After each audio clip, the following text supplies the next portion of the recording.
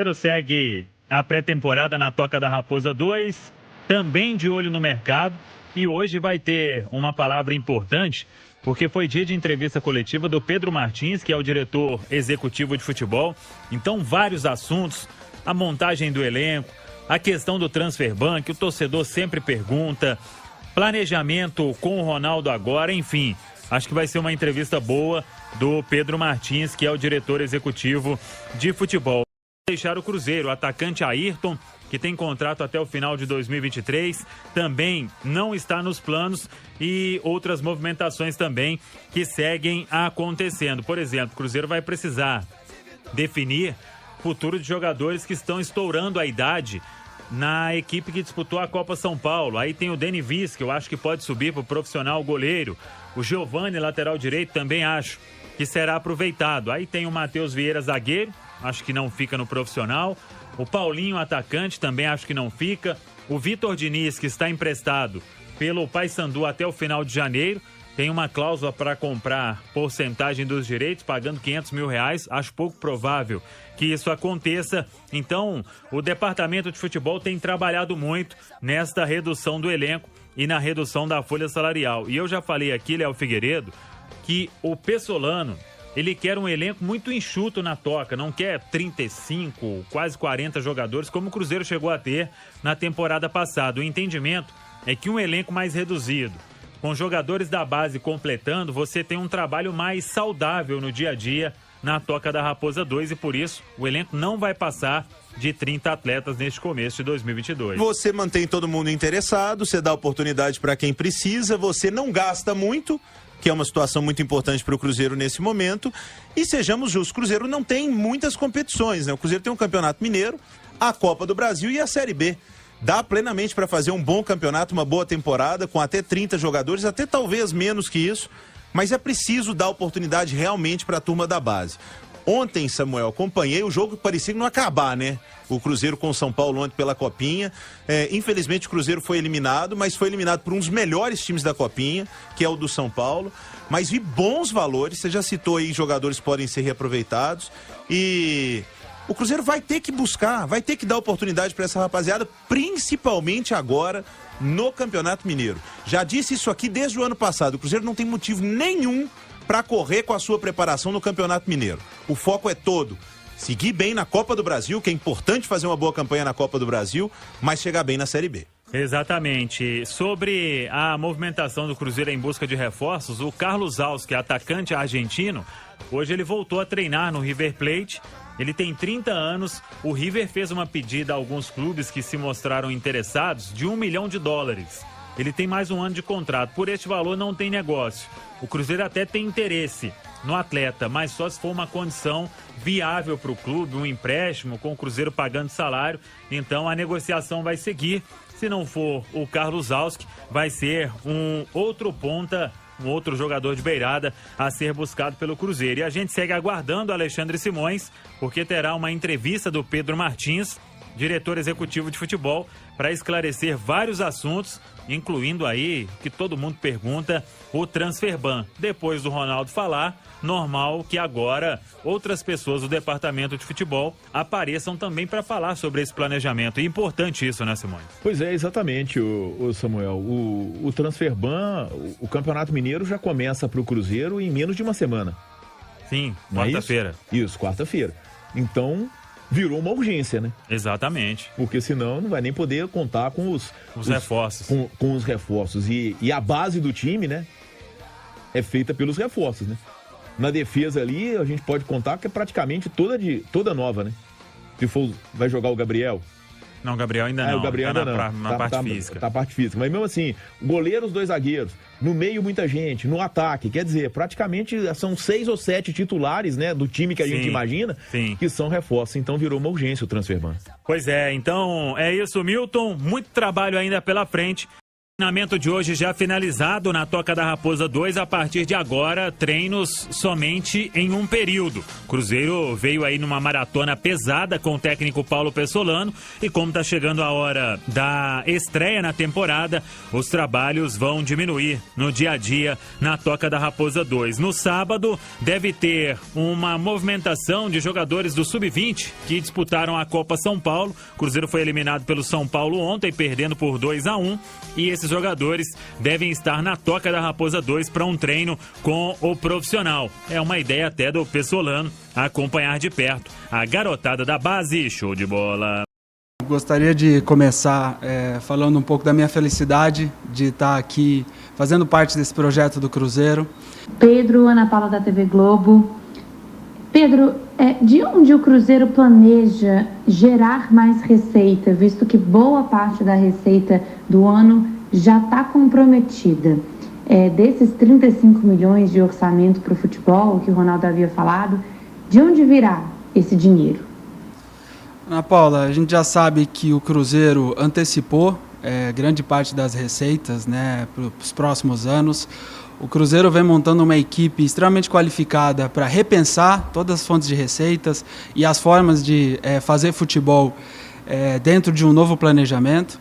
Mas a gente sabe o tamanho do clube, a gente sabe o tamanho dessa torcida e eu não tenho dúvida que, através desse novo ambiente, teremos uma multiplicação do número de sócios e com o sócio-torcedor, com o apoio do sócio, a gente vai conseguir fazer futebol e conseguir montar uma equipe cada vez mais competitiva. Dentro do departamento de futebol, nosso objetivo é fazer o melhor com o recurso disponível. Vamos trabalhar dentro do recurso que hoje a gente tem em caixa, mas acreditamos muito que com a força da torcida do Cruzeiro a gente vai conseguir ter cada vez mais recursos para investimento, não só dentro de campo, mas também em infraestrutura, em novas pessoas e fazer com que o clube, através de uma instituição forte, consiga os resultados que a gente está planejando. Pedro, tudo bem? Paulo Azeredo, TV Horizonte. Eu queria que você falasse um pouquinho desse mês de Cruzeiro, né? De gestão, né? Da equipe do Ronaldo e vocês, desse pente fino que foi passado, o que não havia, o que não era, perdão, de conhecimento de vocês, o que estava acima daquilo que foi inicialmente passado a vocês, e que você fizesse realmente uma avaliação de como que vocês colocam hoje o Cruzeiro numa situação já melhor do que pegaram, ou ainda falta muito chão para isso? Olha, Paulo, a gente sabe que já existia um diagnóstico financeiro e contábil, né, de toda a estrutura de funcionamento do Cruzeiro. Além disso, a gente vem fazendo uma análise muito profunda da forma do clube se estruturar e pensar o futebol. A gente acredita que a cultura que foi implementada ao longo dos anos, ela precisa ser modificada, principalmente porque a gente entende que é necessário uma modificação no planejamento e na forma de tomar decisões dentro do futebol. O fato do Cruzeiro ser um clube grande nos mostra o tamanho do desafio, mas a gente acredita que o tamanho da camisa não vai nos levar naturalmente para a Série A. A gente acredita que a mudança de processo, que a mudança de fazer futebol e criar um senso de indignação entre todos os colaboradores vai fazer com que a gente volte para a Série A de uma maneira estruturada, organizada e pensando no futuro do clube. Não acreditamos que apenas a camisa vai fazer a diferença. Acreditamos que o trabalho, isso sim, vai levar o clube ao seu caminho de protagonista dentro do futebol brasileiro. Pedro, Arthur Moraes, da Rádio Super. Como é sabido, Ronaldo, mesmo à distância, tem acompanhado os jogos, transmissões, o desempenho da garotada do Cruzeiro na Copinha.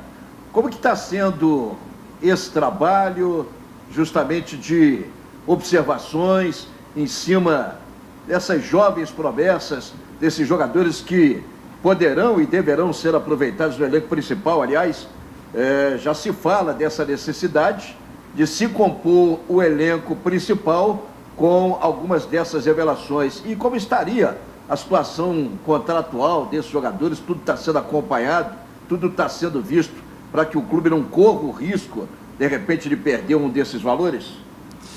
Olha, quando a gente pensa em um projeto de futebol que é sustentável, não tem jeito de não falar da base, né? O clube quer construir um projeto de longo prazo e aí, com certeza, nós temos que olhar para a base e investir nesses meninos que hoje a gente já tem dentro da casa, mas também investir em novos processos e novas formas de captação de jovens talentos.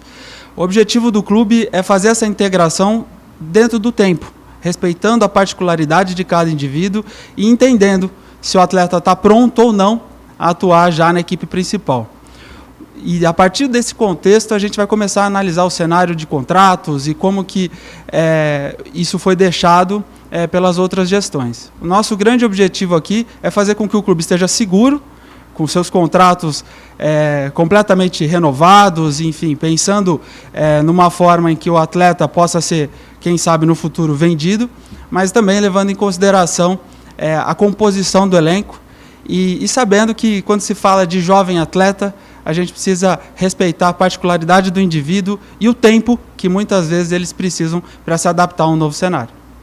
Boa tarde, Pedro Adroaldo Leal, Rede 98 FM. Pedro, várias situações já foram resolvidas, mas algumas ainda a gente segue sem saber o que de fato vai acontecer aí com jogadores, por exemplo, como o próprio atacante Ayrton e o meia Fernando Neto. Você poderia falar a respeito dessas duas situações? Obrigado. Eu acho que existem dois processos que estão bem claros aqui, né? Existem os atletas que estão vinculados à associação e que não terão seus contratos repassados para a SAF. Esses casos estão todos sendo renegociados pela equipe jurídica do Cruzeiro, todos estão sendo conversados aí com seus agentes, advogados, para que ocorra uma solução que seja a melhor para todos. O que a gente consegue falar é do que está sendo transformado e repassado aqui para a SAF. Esses são os jogadores que hoje já estão no elenco e que a gente já está trabalhando pensando no planejamento de 2022. Josias Pereira, do Jornal Tempo, da Rádio Super. Eu gostaria de perguntar duas coisas. Muito se falou sobre a contratação do goleiro Rafael Cabral, que ele estaria fora do teto, receberia um valor a mais. Qual que é a situação dessa contratação dele? Se está tudo correto dentro do limite que o Cruzeiro planejou para essa folha salarial, das luvas também dele em relação a isso, e a questão do Auski, que foi comentada aí, o argentino, se ele realmente interessa o Cruzeiro, como disse aí também o próprio agente do jogador. Muito obrigado. Olha, Josias, a grande diretriz que está sendo repassada pela gestão da SAF é a responsabilidade financeira. Então, o clube vai sempre respeitar os tetos estabelecidos, o planejamento que foi adotado. A gente acredita que dá para fazer equipe competitiva dentro de um parâmetro financeiro. E aí, o clube não vai fazer loucura, não vai tomar decisão com base na emoção, e sempre com base na técnica e nos parâmetros estabelecidos pela própria empresa, né? Agora, falar de especulação, de possibilidades de novas contratações, a gente acredita que nem é prudente, porque cada dia surge um novo nome. Eu acredito que a gente tem que falar do trabalho que está sendo feito e de quem já está aqui na toca, trabalhando, se dedicando e já pensando nas primeiras disputas aí do Campeonato Mineiro. Olá, Pedro, é Paulo Galvão, do Jornal Estado de Minas. Eu gostaria de saber como é que, uma coisa prática, assim, como é que vocês estão fazendo, como é que funciona essa questão de quem assume o quê, por exemplo. Vocês ainda são funcionários da SAF, porém a SAF ainda não foi assumida pelo Ronaldo, ainda está em posse da associação. Então, como é que fica isso? Quem é responsável por gerir recursos, por pagar as contas? Na hora de fazer contratação, você fala em nome já da SAF ou fala em nome da instituição? É uma coisa bem prática mesmo para a gente poder explicar isso para o nosso leitor, para o nosso ouvinte, enfim. Obrigado, um abraço. Quando a gente fala de processo de aquisição de empresas, e aí não é só no futebol, né? Isso leva tempo e toda vez é montada uma equipe de transição.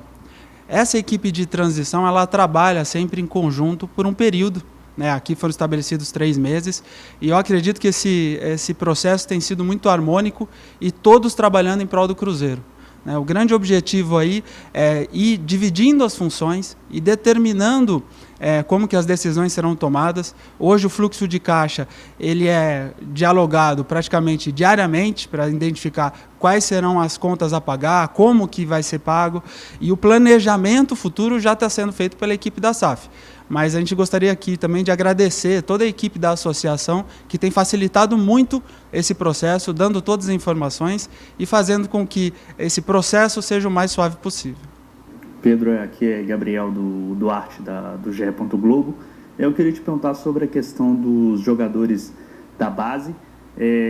Já tem definido os nomes que vão trabalhar com o Paulo Pessolano, ele disse que quer contar com alguns atletas neste grupo profissional. E também gostaria de perguntar sobre a situação do volante Henrique. É um jogador que tem muita história com o clube, estava se recuperando de uma cirurgia no joelho direito. Já tem a definição sobre a situação do atleta, o que tem sido conversado com este jogador especificamente. Muito obrigado. Toda a nossa equipe do departamento de futebol, tanto profissional quanto base, está acompanhando, né, a Copa São Paulo de Juniores. Ontem todos assistimos o jogo aí contra o São Paulo e também estamos acompanhando a Copa Votorantim do Sub-15, onde a equipe do Cruzeiro também começou muito bem. Então o nosso objetivo é fazer com que essa integração entre base e profissional ela seja natural, né? Nessa gestão não vai ter muita diferenciação. O departamento de futebol é um só.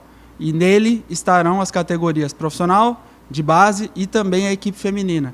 E aí nós vamos trabalhar, sentar e, através de muita construção coletiva, estabelecer as estratégias para cada uma dessas equipes. O Paulo Pessolano já vem olhando os jogadores, a nossa equipe também já vem olhando todos os jogadores. A ideia é que agora, com o retorno da equipe, a gente comece a sentar e avaliar quais são as carências, né, que a equipe principal tem, e quais os jogadores que merecem essa oportunidade de fazer essa integração. Mas é importante ressaltar que esse processo vai ser contínuo. Sempre teremos atletas do 20 no profissional.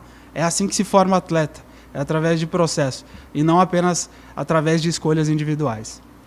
Falando do Henrique, o Henrique também está naquele caso de análise da associação, né? O contrato dele não foi repassado para a SAF, então toda a equipe jurídica da associação está debatendo aí com seus agentes, enfim, com todas as pessoas responsáveis pela sua carreira para tomar a melhor decisão para que o processo aí de sucessão seja tranquilo. Boa tarde, Pedro. Thiago Matar, do Super Esporte do Estado de Minas. Ainda sobre a atuação do Cruzeiro no mercado da bola, eu queria saber sobre o perfil de eventuais novas contratações. O torcedor do Cruzeiro pode esperar reforços em que o Cruzeiro vai investir algum valor na aquisição de direito econômico, ou o formato é mesmo esse aí que está posto de jogadores em fim de contrato ou que conseguem rescisões com seus clubes? Muito obrigado. Acho que o perfil vai muito além da compra ou não de direitos econômicos, né? Óbvio que se o clube tiver capacidade financeira de fazer investimento, iremos fazer. Mas a gente dá um passo atrás e sempre busca o perfil da pessoa e o perfil do atleta. A gente olha muito para o momento de curto prazo, é óbvio, né? Temos uma Série B para disputar, precisamos de jogadores que também conheçam a competição, mas olhamos para o futuro. O planejamento de elenco do Cruzeiro ele precisa contemplar o curto, médio e o longo prazo. E a nossa equipe de análise de mercado e todos os profissionais que fazem parte dela têm a responsabilidade de pensar em todas essas possibilidades e dividir isso com a diretoria de futebol, com o comando técnico, para que as melhores decisões sejam tomadas pensando no clube e não apenas no momento emergencial. Olá, Pedro. Aqui é Victor Martins, do All Sport. A torcida do Cruzeiro já tem um bom tempo que se queixa da relação do clube com a Federação Mineira. Afinal, toda a bola dividida o Cruzeiro acaba perdendo. A prova disso é os horários marcados para os jogos do Cruzeiro nesse Campeonato Mineiro. Você, como um profissional que vem de uma federação, estava em São Paulo, acredita que pode melhorar esse relacionamento entre Cruzeiro e Federação Mineira? Olha, eu tenho um histórico de federação, né? Trabalhei bastante tempo na Federação Paulista e, em função disso, conheço muito o presidente Adriano, conheço o Leonardo Barbosa, o Daniel, todas as pessoas que fazem parte ali do campo de direção da Federação Mineira. Eu não tenho dúvida que todos nós queremos que o futebol mineiro seja forte. Esse é o grande objetivo. E, através do diálogo, da construção, vamos encontrar as melhores saídas para todos, né? Eu acredito que o Campeonato Mineiro tem um potencial absurdo. Podemos todos juntos fazer com que essa competição seja cada vez melhor. E eu quero também passar a mensagem para que eles contem conosco, para que a gente faça cada vez mais e melhor para o futebol mineiro. Pedro, boa tarde. Stefano, do Portal 2 Ludibre. Pedro, como é que está a situação do Transferban? Eu acho que essa é a grande dúvida do torcedor em relação a essa temporada, né? O Campeonato Mineiro aí prestes a começar, Os reforços chegaram, já estão treinando, mas ainda não estão inscritos por conta da dívida. Como é que está essa situação do Transferban? Vocês já têm uma noção de quanto vai ser pago? De quanto tempo leva depois do pagamento para ser liberado? Obrigado. Existe uma equipe extremamente competente, né, um grupo de advogados que está trabalhando na estruturação da dívida da associação. Vocês sabem bem que é uma dívida grande com base nisso a gente vem fazendo a gestão de fluxo de caixa. E isso demanda muita análise, muito estudo, escolha de prioridades, pensando no planejamento futuro do clube. O Transferban é uma prioridade, não tem como não ser. Eu confio muito na equipe que está fazendo esse trabalho.